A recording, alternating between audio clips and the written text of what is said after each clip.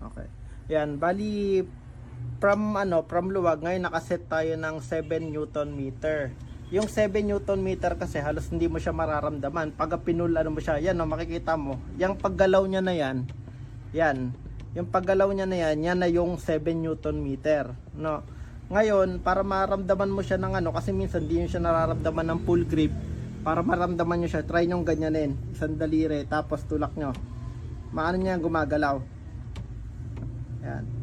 Pag bumitaw siya, yun na yung 7 Newton meter. Pero yung click niya, maririnig yung tak, gumagan lang. Sobrang hina lang niya. Ilapit mo konti.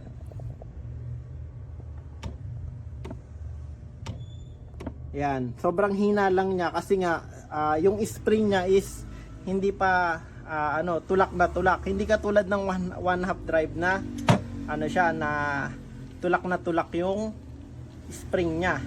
Okay, try natin ng yan, 19, teka, dito ko.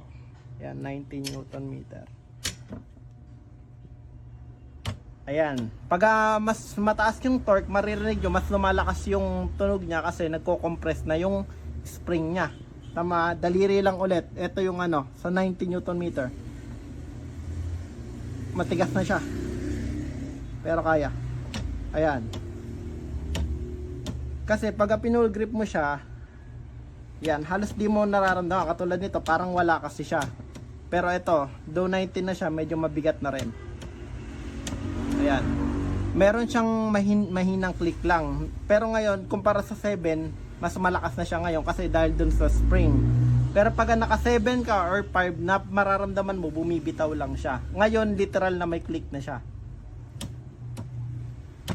Ayan, lapit mo konti para mas malakas yung click. Pero ganun, mararamdaman nyo, from dyan, bumibitaw siya talaga. Ayan, bumibitaw siya. Biglang, yung matigas, tapos biglang, yun, lalambot siya. Biglang bibitaw na ganun. So, ganun po ang torque wrench.